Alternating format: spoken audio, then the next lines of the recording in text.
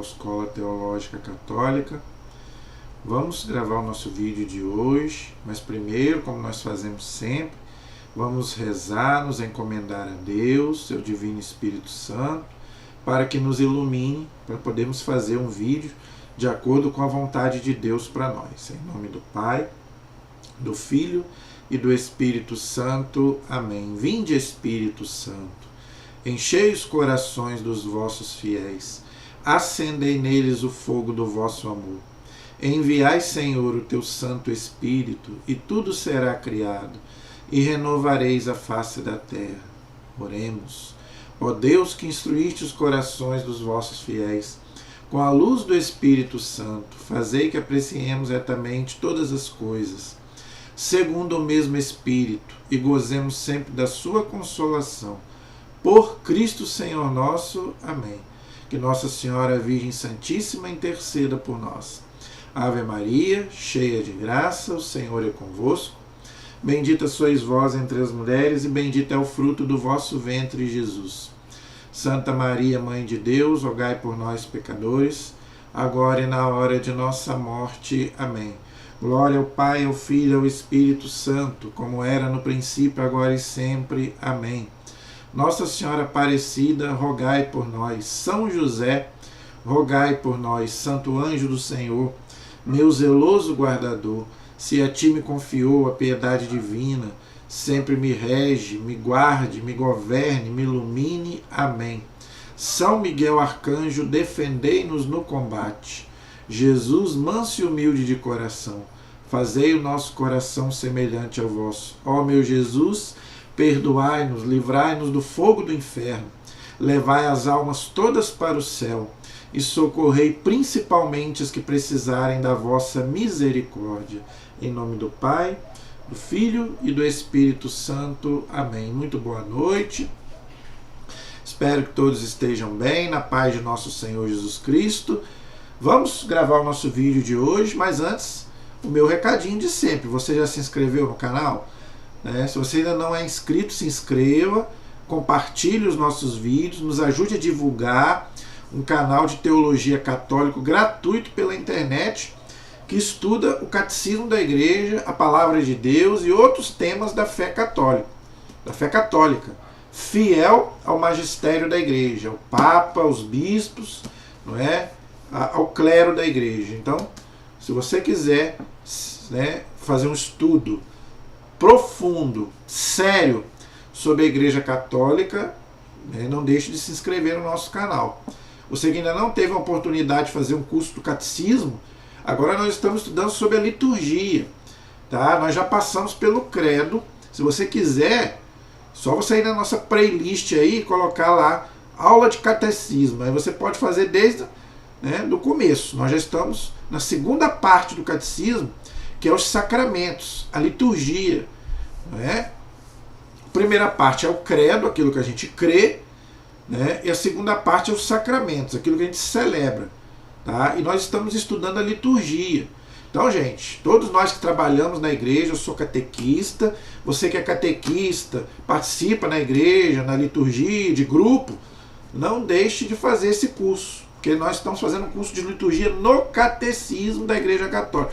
Não é opinião minha, não é nada meu, é tudo no catecismo. E o Papa pediu, os papas pedem, para que nós devoremos esse catecismo, gente, porque é a palavra oficial da igreja, interpretação da igreja, da Bíblia e da tradição da igreja.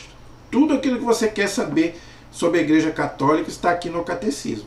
E nós, catequistas, temos uma responsabilidade muito grande que a igreja colocou nos nossos ombros, não é? Ensinar o catecismo.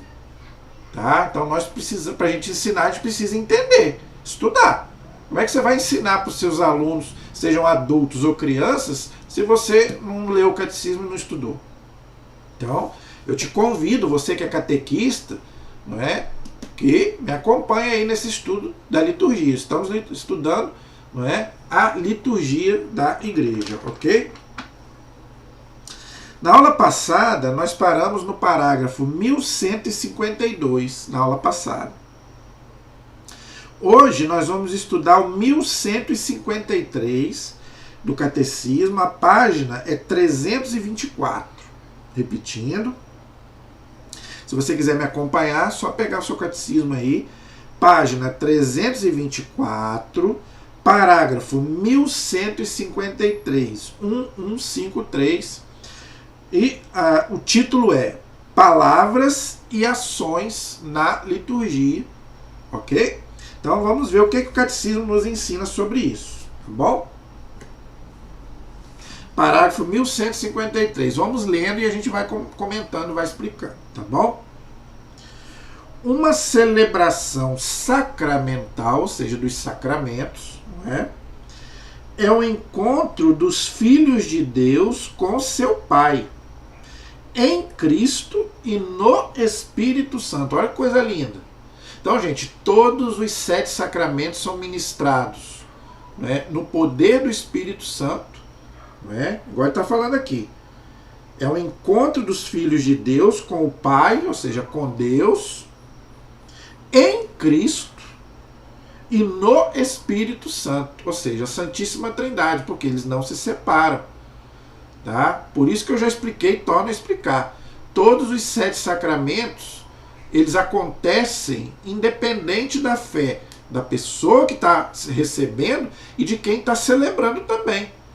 Por isso que o padre ou o bispo que estiver ali ministrando os sacramentos, eles acontecem independente se o padre é santo ou é pecador, porque depende de Deus. Os 7 sacramentos são ministrados no poder de Deus, da Santíssima Trindade. Entendeu? E por que fala aqui que é o encontro dos filhos de Deus? Por quê? Porque pelo batismo nós nos tornamos filhos de Deus. Por isso que o batismo é o sacramento mais importante. Sem o batismo a gente não recebe nenhum sacramento. Porque para você receber um sacramento, você precisa ser filho de Deus. E você só é filho de Deus pelo batismo. São Paulo diz bem claro lá na carta aos Romanos. Não é? Então, gente, quem não é batizado não é filho de Deus. É criatura de Deus, mas não é filho de Deus. Então, nós precisamos ser batizados para receber todos os outros sacramentos. Todos os outros 6 sacramentos precisam do batismo. Então a primeira coisa é ser batizado. Então se você ainda não é batizado, vá se batizar. Quantas crianças hoje, gente, sem batismo? Espera crescer para resolver. Você espera crescer para dar vacina no seu filho? Você espera crescer para botar ele no colégio? Para dar banho nele? Para dar comida? Espera crescer. Você sabe lá se ele quer comer aquilo? Como dizia o padre Léo. Você não dá comida ao seu filho, ele querendo ou não? Agora por que o batismo tem que esperar crescer? E se ele morre antes? Você não sabe, o dia de amanhã, qualquer um de nós podemos morrer. E se ele morre sem batismo? Entendeu, gente? Jesus foi bem claro, quem crer e for batizado será salvo. Então, para você receber qualquer sacramento, primeiro você precisa ser filho de Deus. Sendo filho de Deus, você precisa ser batizado. Aí sim, aí você, o sacramento ele é ministrado no poder da Santíssima Trindade. E este encontro se exprime como um diálogo mediante ações e palavras. Então, por isso que o sacramento tem que ser na presença da pessoa e do ministro. Entendeu? Então ele não pode ser à distância. Ok? Então ele tem que ser ao vivo e a cores, porque ele precisa de ação e palavras ao vivo ali. A pessoa que vai receber o sacramento e também a pessoa que vai ministrar. Então ninguém pode receber nenhum sacramento à distância. Nenhum sacramento pode ser à distância, tem que ser ao vivo, tem que ser na igreja. Entendeu? A não ser em perigo de morte. Se a pessoa estiver em perigo de morte, aí sim. Aí o padre pode ir na casa da pessoa, até ministrar a unção dos enfermos, até o batismo se ela não foi batizada.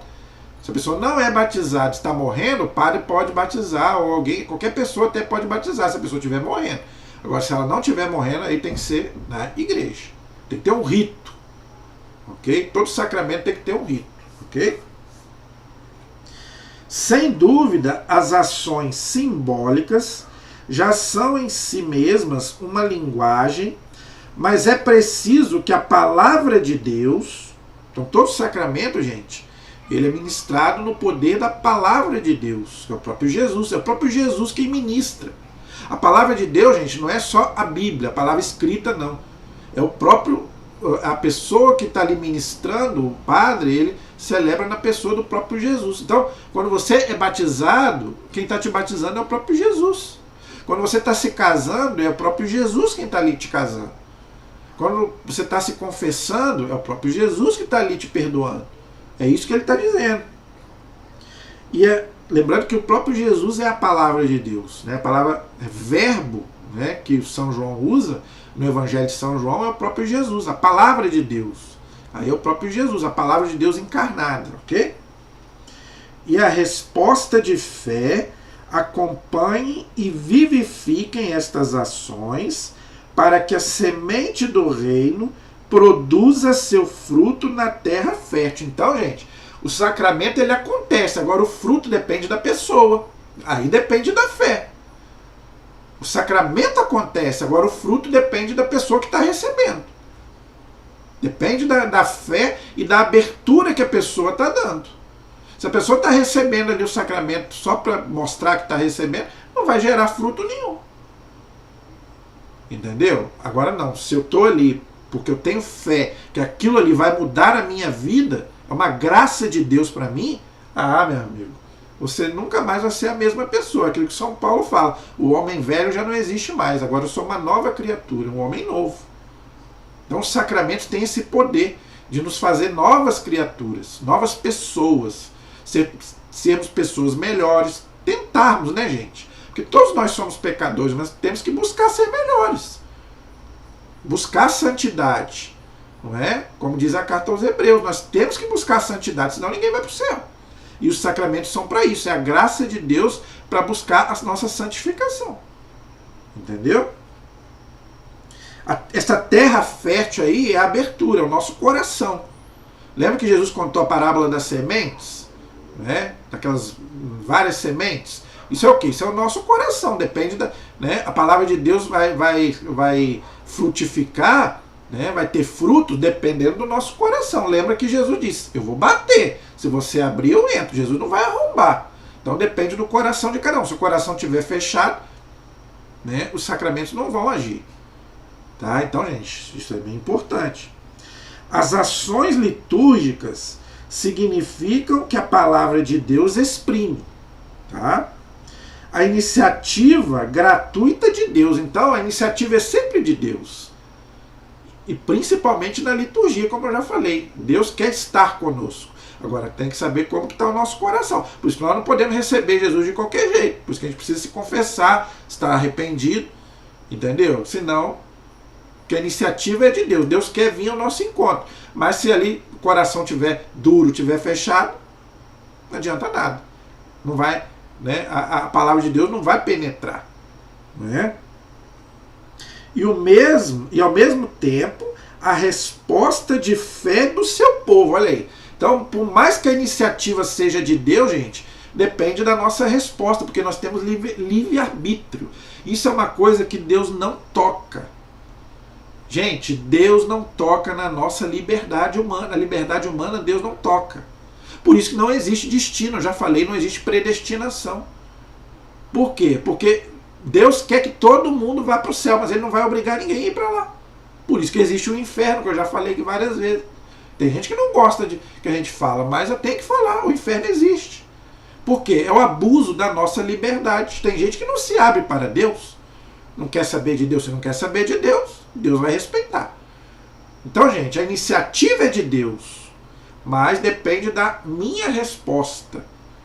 Ok? Então, por que muita gente recebe os sacramentos e não acontece nada, continua a mesma coisa? Por quê? Porque não abriu o coração. Para muitos, gente, os sacramentos, isso aí é uma coisa que eu já falei aqui, e meu coração sangra. As pessoas acham que os sacramentos da igreja, principalmente a missa e todos os outros sacramentos, são um evento social. Muito por culpa da teologia da libertação também. Né? As pessoas perderam o senso do sagrado. A missa hoje virou um show. A liturgia hoje virou um show. Virou uma festa. Não é mais o sacrifício de Cristo. Não. Por isso que é essa bagunça que a gente vê na missa. É gente conversando, é gente no celular, que não está nem aí. É criança chorando, é gente andando para lá e para cá na hora da missa. Entendeu? Então, gente, as pessoas perderam o senso do sagrado. Infelizmente. Aí, então, o sacramento não vai dar fruto. A vida vai continuar a mesma, não vai mudar nada. Deus não vai mudar a vida de ninguém. Entendeu? Se eu vou ali só para cumprir uma obrigação, né, e só para dizer que eu fui, Deus não vai agir. Esse é o parágrafo 1153. O 1154 diz assim: a liturgia da palavra, lembrando, gente, que a liturgia tem dois momentos: liturgia da palavra e liturgia eucarística. Tá? A primeira parte é a liturgia da palavra, que termina com a homilia. E depois tem a liturgia eucarística. Ok? A liturgia da palavra é parte integrante das celebrações sacramentais. É uma pena que ninguém aproveita. Né? Nem na hora que está fazendo as leituras, o pessoal está lendo, e nem na hora da homilia, que o padre está explicando. As pessoas estão no celular, estão conversando. Não é? Tem gente que não está nem aí, estão nem ouvindo o que o padre está falando. Fazer o quê? Para alimentar a fé dos fiéis, os sinais da palavra de Deus precisam ser valorizados. Olha aí, tá vendo? Então, gente, a palavra de Deus tem que ser valorizada. Primeira coisa, escutando. Abrir o coração, como diz lá no parágrafo anterior.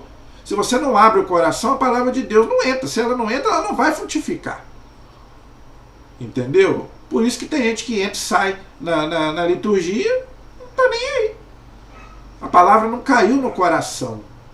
O que aquilo ali, o que Deus está falando para mim, gente? É isso que a gente tem que aprender a palavra de Deus, a escutar a palavra de Deus e perguntar para a gente mesmo: o que Deus está falando para mim? O que essa palavra está falando para mim? O que eu preciso mudar na minha vida? Porque, gente, se a palavra de Deus entra por um ouvido e sai pelo outro, não adianta nada. A própria Bíblia diz isso. Eu tenho, gente, que ter conversão. O que é conversão? Mudança de vida. Se a minha vida continua a mesma, não está adiantando nada eu ir à igreja.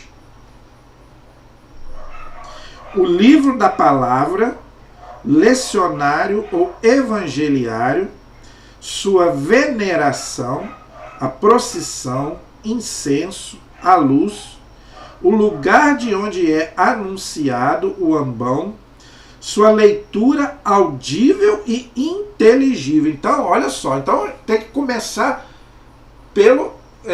pelas coisas secundárias para depois vir para as coisas primárias. Então, tudo tem que estar em ordem, de acordo.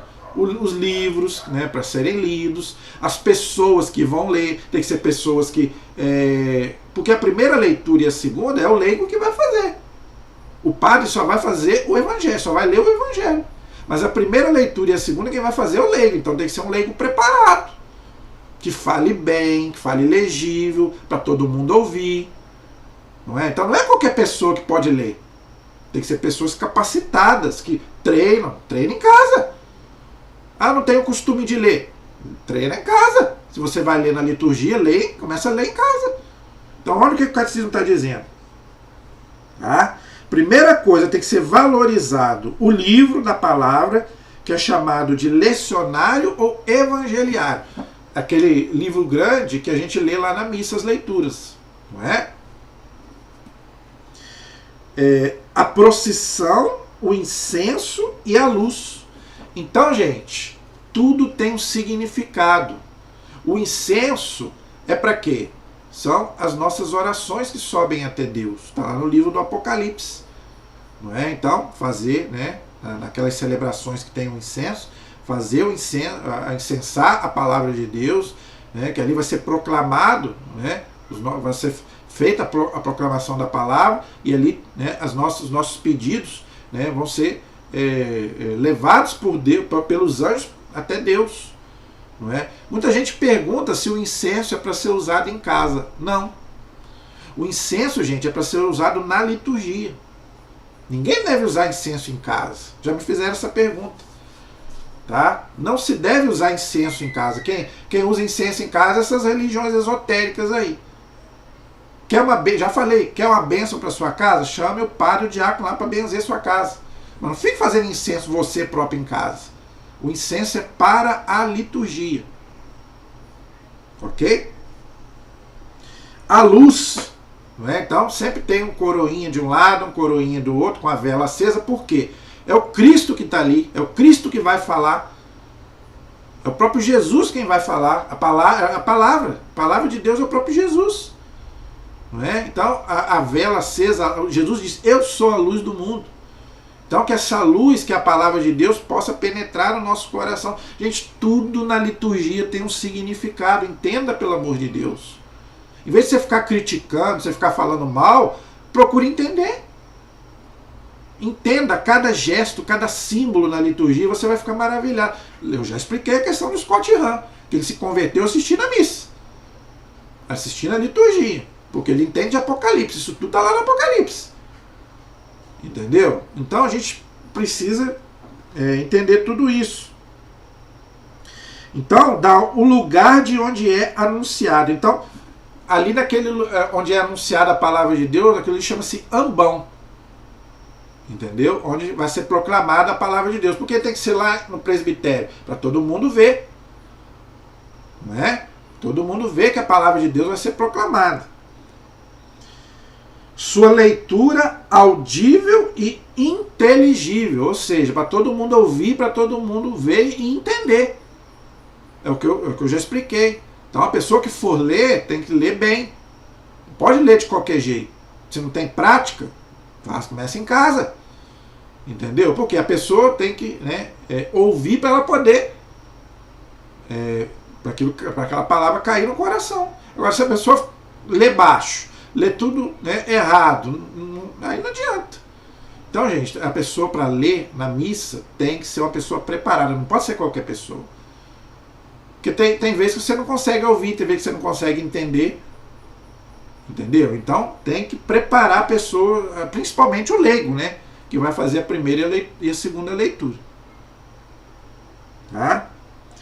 A homilia do ministro que prolonga a sua proclamação, as respostas da assembleia, aclamações, salmos de meditação, ladainhas, profissão de fé. Então, gente, tudo faz parte da liturgia da palavra. Então, primeira coisa, a homilia do ministro. Bem claro, a homilia é do ministro. O ministro aqui é o ministro que está celebrando, no caso, o sacerdote ou o bispo, ou o papa.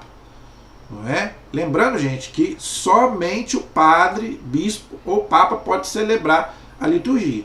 Nem o diácono não pode. Não estou falando de celebração da palavra, estou falando de missa, liturgia. Celebração da palavra não é missa. Celebração da palavra qualquer um pode fazer, até um leigo, qualquer um entre aspas, né? Preparado, claro. Um leigo pode fazer, um ministro pode fazer e um diácono pode fazer, não tem problema nenhum. Agora, liturgia, palavra, a homilia o diácono pode fazer, porque ele é ordenado. A homilia ele pode fazer, ele só não pode fazer a consagração. Tá? Mas a homilia o diácono pode fazer. O leigo nem pensar, nem seminarista, já falei sobre isso. Eu já vi seminarista fazer homilia. Não pode, ele não é ordenado ainda, não foi ordenado ainda, está estudando. Eu já vi seminarista fazendo homilia. Em Itaperuna, aqui. Em Itaperuna. Ninguém me contou, eu vi, eu estava lá presente.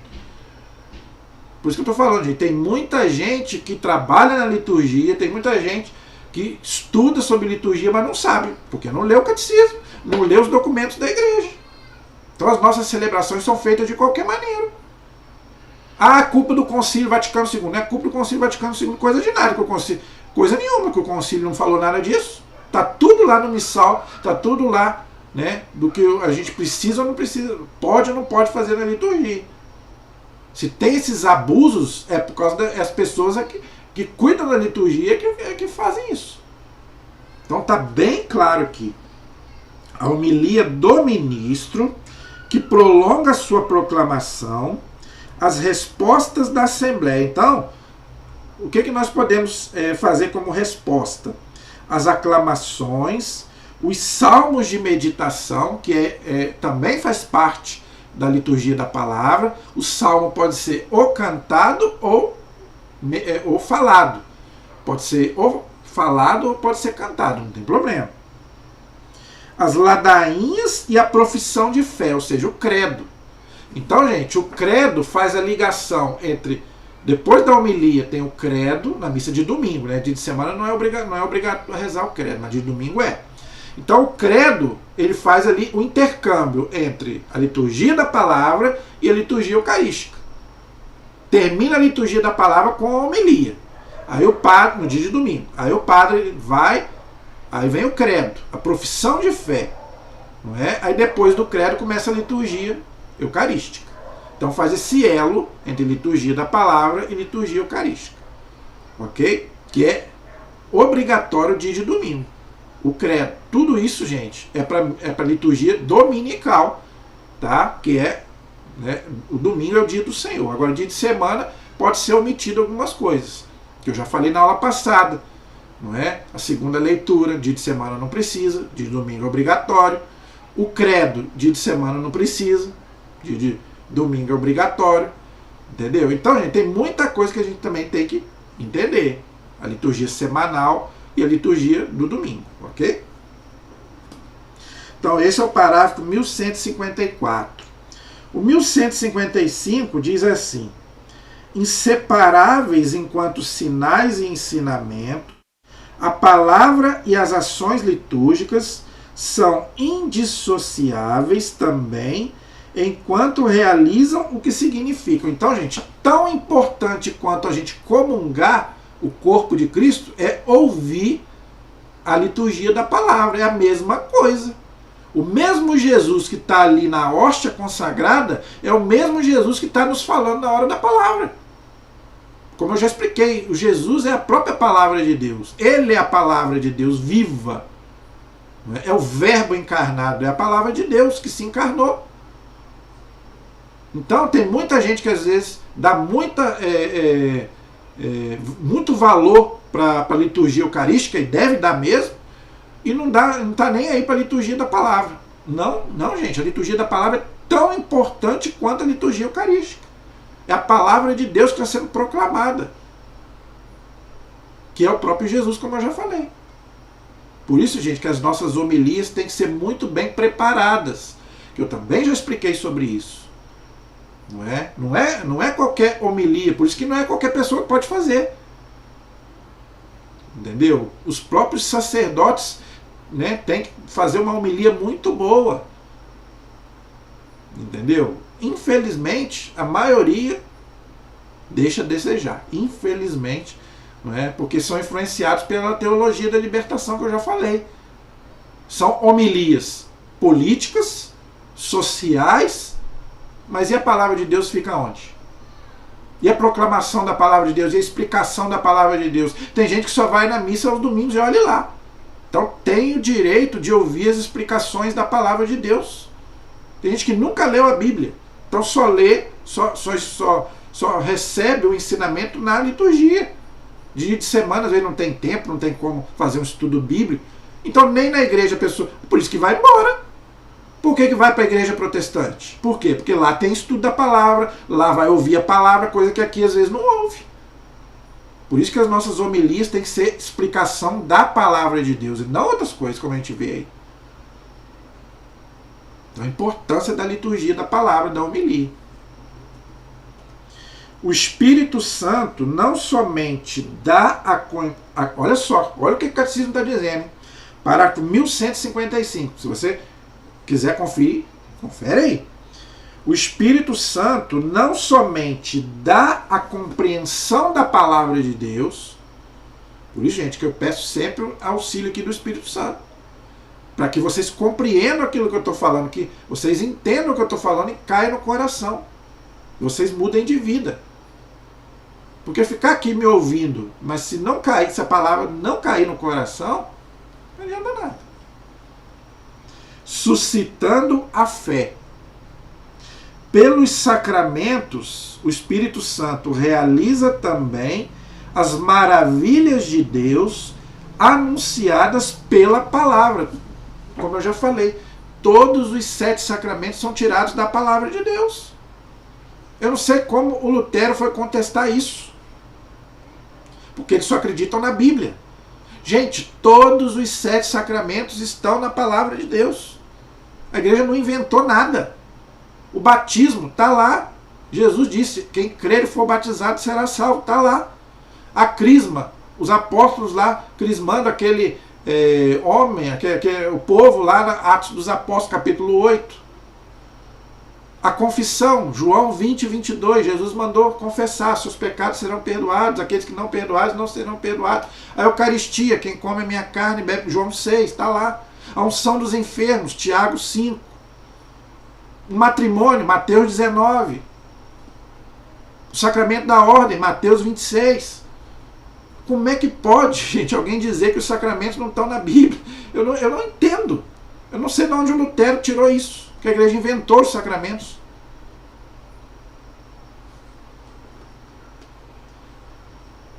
Torna presente, já expliquei isso várias vezes, né? Então, a liturgia torna presente e comunica a obra do Pai, ou seja, a salvação. Qual é a obra de Deus? A salvação. Realizada pelo Filho bem-amado. Então, o que são os sacramentos? O que é a liturgia? É a nossa redenção que é tornada presente, que eu já expliquei várias vezes. Aquilo que Jesus nos salvou na cruz, nós celebramos nos sacramentos, principalmente na liturgia. Não é repetição, torna presente. Já falei isso aqui várias vezes. Por isso, gente, que os sacramentos é a coisa mais importante da Igreja Católica Apostólica Romana. Nada se compara aos sacramentos, é a graça de Deus. Por isso que todo dia a igreja celebra a liturgia. Todo dia. O único dia que não tem é a Sexta-feira Santa, que eu já expliquei por quê. Porque na liturgia nós celebramos a morte e ressurreição de Cristo. E na Sexta-feira Santa nós estamos celebrando a morte de Cristo. Só por isso. É o único dia do ano que não tem missa. Todos os dias tem. Tem que ter, é obrigatório. Porque é aí que Jesus salva o mundo, gente. Gente, se não fosse a liturgia, se não fosse a missa, o que seria do mundo, o que seria de nós? Porque ali nós oferecemos o sacrifício de Cristo pelo perdão da humanidade inteira, de tudo que Jesus tem sofrido. E olha que Jesus tem sofrido, tanto que ele tem aparecido chorando várias vezes. Nossa Senhora aparece chorando. Por que nas aparições de Nossa Senhora, quando Jesus aparece para algum santo, ele está chorando e Nossa Senhora está chorando? Por causa dos pecados do mundo. E não é só daqueles que não são cristãos, não. É dos cristãos também. É pior ainda dos cristãos. Não é à toa que São Paulo fala, cada vez que nós cristãos pecamos, nós crucificamos Jesus de novo. Nós cristãos, ele não está falando daqueles que não são cristãos, não. Está falando de nós. Por isso que nós não podemos culpar os judeus. Os judeus mataram Jesus. Não, fui eu e foi você, porque Jesus morreu pelos nossos pecados. É o meu e o seu pecado que fez Jesus sofrer e morrer. Então esse é o parágrafo 1155. Agora, gente, vem o 1156, que fala de uma outra coisa muito importante na liturgia que está sendo banalizado. O canto e a música. Gente, na liturgia precisa ter o canto, precisa ter a música, mas tem que ser uma música adequada à liturgia. Não é qualquer tipo de música. Tem que ser uma música litúrgica. Não é qualquer música que pode ser tocada na liturgia. O Dom Henrique Soares falava muito sobre isso. Falecido Dom Henrique. Maravilhoso. O Papa Bento XVI falava muito sobre isso. As nossas liturgias hoje, gente, virou uma bagunça, uma festa, como eu já falei. A começar pelas músicas, que não tem nada de litúrgico e que é uma batucada danada. Gente, eu já falei, eu não sou tradicionalista, eu não sou da renovação, eu não sou de nada, eu sou da igreja. Agora, temos que ter cuidado com certos grupos que acham que a missa é uma festa, é um show. Cuidado. Tem vezes que eu não consigo escutar. Eu não consigo comungar direito. Porque é uma música alta. Eu já participei de missa, gente, que eu fiquei com dor de ouvido. Por causa da batida, da bateria. É uma batida muito forte. muito alta. Que é isso, gente? A missa é o sacrifício, a liturgia é o sacrifício de Cristo. Nós não estamos lá numa festa do mundo. Se querem fazer uma festa para Jesus, não tem problema.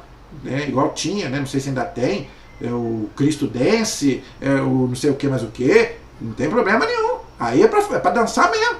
Aí pode batucar à vontade. Agora, na liturgia, eu não acho certo, não. A tradição musical da Igreja Universal, a Igreja Universal não é do Edir Macedo não, tá, gente? É a Igreja Católica. A palavra católica significa universal, tá? A tradição musical da Igreja Universal, ou seja, católica, constitui um tesouro de valor inestimável. Então, olha só como é que é importante a música na liturgia, que se destaca entre as demais expressões de arte. Então, a igreja que mais valorizou a música e a arte, principalmente porque o canto sacro, olha bem, quem que inventou lá o canto gregoriano? O Papa Gregório Magno. O Papa Gregório Magno que deu origem ao canto gregoriano na liturgia. Então a igreja sempre foi a favor da música e do canto, mas um canto adequado, um canto suave, leve, não batucada, como a gente vê na missa. Ligado às palavras, é parte necessária ou integrante da liturgia solene. Então, isso diz a Sacrosanctum Concílio número 112, o documento do Vaticano II. Então, eu não estou falando contra ter música na liturgia, é parte da liturgia, não estou falando disso. Estou falando, gente, que tem que ser escolhida, muito bem escolhida as músicas e o instrumento, os instrumentos que vão ser usados ali. Pode até ter uma bateria, mas que toque baixo. Não se achar que você está aí, né, como se estivesse numa festa. Entendeu? Então, é isso que a gente tem que procurar entender. Porque a missa é um sacrifício, gente. A gente não pode perder isso. A composição e o canto dos salmos inspirados, com frequência acompanhados por instrumentos musicais, então não tem problema de ter instrumento, tá? Já aparecem intimamente ligados às celebrações litúrgicas da Antiga Aliança, ou seja, do Antigo Testamento. Por exemplo, o rei Davi, a gente vê lá, ele dançando e tocando lá harpa, diante da Arca de Deus. E a Arca de Deus é que trazia, não é, as tábuas da lei, os 10 mandamentos. Então não tem problema nenhum.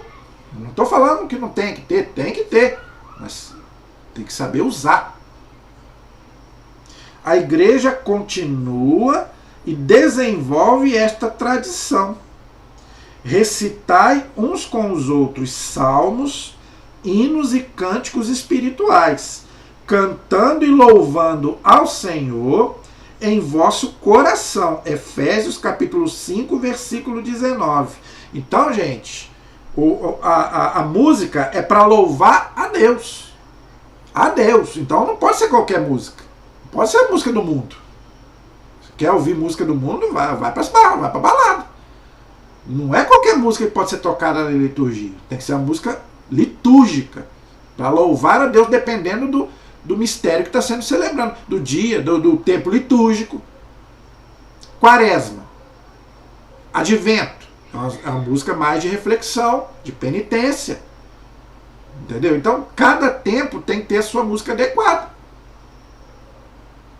Quem canta, reza 2 vezes. Isso quem falou foi Santo Agostinho. Então não tem problema nenhum a gente cantar, não tem problema nenhum. Tá? Pode-se cantar, né? Deve-se cantar, né? É um louvor a Deus. A boca fala daquilo que o coração está cheio. Louve Deus, bendiga a Deus, mas não perca onde você está. Entendeu? Esse é o parágrafo 1156. O 1157 diz assim: o canto e a música desempenham sua função de sinais de maneira tão mais significativa por estarem intimamente ligadas à ação litúrgica, aquilo que eu já expliquei. Então, a música a música na liturgia tem que estar de acordo com aquilo que está sendo celebrado. Então, não é qualquer música que pode ser tocada. Gente, tem músicas lindas e maravilhosas, mas que não são litúrgicas. Até de cantores católicos. Outra coisa, música protestante na liturgia, nem pensar. Tem música protestante linda, eu gosto. Tem muita música protestante que eu gosto. Faz um Milagre em Mim, posso citar até algumas aqui. Faz um Milagre em Mim, do Regis Danese. Muito linda, mas não é litúrgica. Do Raridade, do Anderson Freire, linda, mas não é litúrgica. Então, gente, música protestante você pode tocar na sua casa, você pode tocar, não tem problema nenhum. Até num grupo de oração você pode tocar. Agora, na liturgia não pode, porque não é litúrgico. Pode ter algum erro teológico ali. Entendeu? Então, tem que saber. Segundo 3 critérios principais que o catecismo nos ensina. Olha aí. A beleza expressiva da oração. Tá vendo? Então, se é pra gente rezar, entrar em comunhão com Deus, então a igreja reza de acordo com aquilo que ela crê. Então, por isso que não pode ser qualquer música. Entendeu? Por quê? Porque a música tem que estar de acordo com aquilo que a gente vai rezar. Então, se é uma festa de Nossa Senhora, então tem que ser uma música que fale de Nossa Senhora. Se é um Natal, uma música que fala do Natal. Se é uma música da Páscoa, uma música que fala do sacrifício de Cristo por nós. Ninguém te ama como eu, por exemplo. Olhe para a cruz, essa é a minha grande prova. Então, tem que estar de acordo com aquilo que eu já expliquei. É a mesma coisa que eu estou dizendo. A participação unânime da Assembleia nos momentos previstos e o caráter solene da celebração. Então, nós devemos participar, louvando, cantando, bendizendo a Deus. A questão de palmas aqui eu já expliquei, já falei. O catecismo não fala em palmas, o missal romano não fala em palmas, a missa é um sacrifício. Eu acho que não tem que ter palmas na missa. Mas tem padre que aceita, tem bispo que aceita, então eu não vou falar nada. Os papas não gostam de palmas na missa, nenhum deles. Entendeu? Participam assim da finalidade das palavras e das ações litúrgicas, a glória de Deus e a santificação dos fiéis. Então, as músicas têm que estar de acordo, não é? Para a glória de Deus e a santificação dos fiéis. Então a letra é muito importante, por isso que eu falei que não pode ser qualquer música. Então a gente tem que ter cuidado com as letras. Gente, o que mais importa numa música é a letra. Você não pode cantar qualquer música. Isso aí não é só na liturgia, não. Até fora da missa também. Às vezes você está cantando uma música, por exemplo, você vai ouvir uma música em inglês, você não sabe o que você está cantando. Vai ver a tradução da música. Às vezes você está louvando o diabo, não sabe. O demônio não sabe. Quantos rock aí satanista? Ah, mas não tem nada a ver. Não tem nada a ver? Claro que tem. Isso vai para o seu consciente e depois para o seu inconsciente. Estude com um parapsicólogo, um psicólogo, você vai ver. Ele vai te falar. Não tem problema? Vai nessa que não tem problema. Então, você não pode cantar qualquer música. Para isso você tem que saber a letra da música. Então é muito importante que o cantor, não é? Tem músicas divinas e maravilhosas na igreja. Nossa, tem música que eu choro. Sonda-me, que é a música mais inspirada do que Sonda-me, que é tirado lá do Salmo 138. Quando eu ouço aquela música eu choro. Agora, fizeram uma música linda e maravilhosa, gente, que todo católico devia ouvir. Terra Seca. Linda. Presta atenção na letra. Porque às vezes você ouve a melodia, ouve a música, mas não presta atenção na letra. O mais importante da música, gente, é a letra. Quando chorei ouvindo os vossos hinos, vossos cânticos, os acentos suaves que ecoavam em vossa igreja, que emoção me causavam, fruíam em meu ouvido, destilando a verdade em meu coração. Um grande elã de piedade me elevava, e as lágrimas corriam pela face, mas me faziam muito bem, Olha aí, um testemunho de Santo Agostinho. O mesmo testemunho que eu estou falando aqui, Santo Agostinho está falando. Tem música, gente, que mexe tanto com a gente que nos fazem chegar às lágrimas. Então, a música litúrgica é para quê? É para nos aproximar muito mais de Deus, é para Deus falar ao nosso coração. E muitas vezes a gente chora por quê? Porque Deus está falando. Quando eu estou chorando é porque Deus está falando para mim.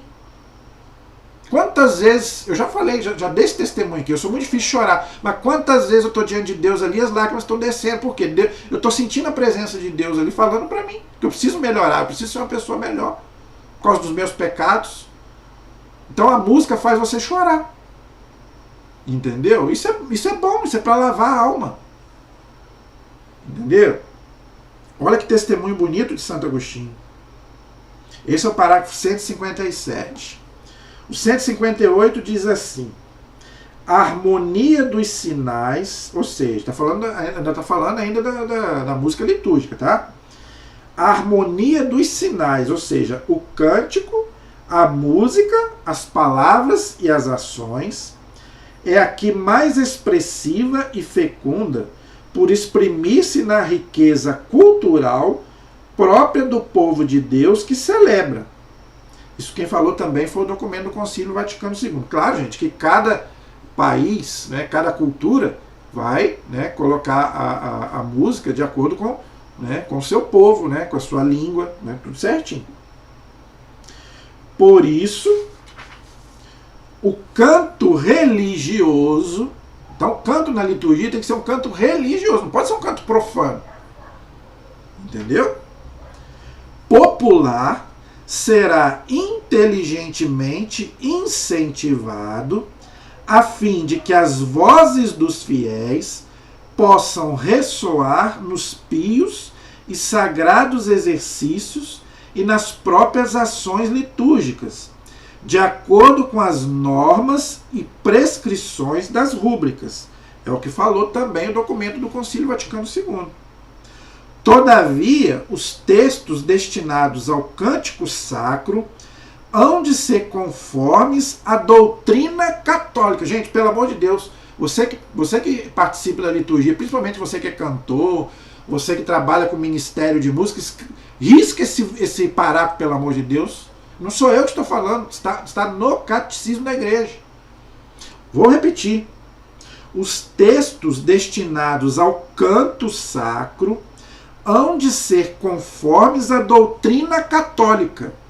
Então, quando você for cantar uma música, você tem que, é o que eu já falei, a letra está de acordo com a doutrina católica, então não pode ser protestante, porque a doutrina protestante não está de acordo com a fé católica. Já falei, torno a falar. A música do Regis Danese é linda. Eu canto, eu gosto, mas na liturgia não pode. Tem erro teológico. Quero amar somente a ti, somente a Deus. E o amor ao próximo fica onde? É linda a música, mas tem erro. Para nós tem erro. Então não pode cantar na liturgia. Então, quando for cantar uma música na liturgia, tem que olhar a letra. Será que está de acordo com a doutrina católica? Se não tiver, não pode ser cantada. E não é só música protestante, não. Música do mundo e até de cantores católicos. Porque, infelizmente, hoje, como eu já falei, tem muitos católicos influenciados pela teologia da libertação. Então tem letras da campanha da fraternidade, é uma delas.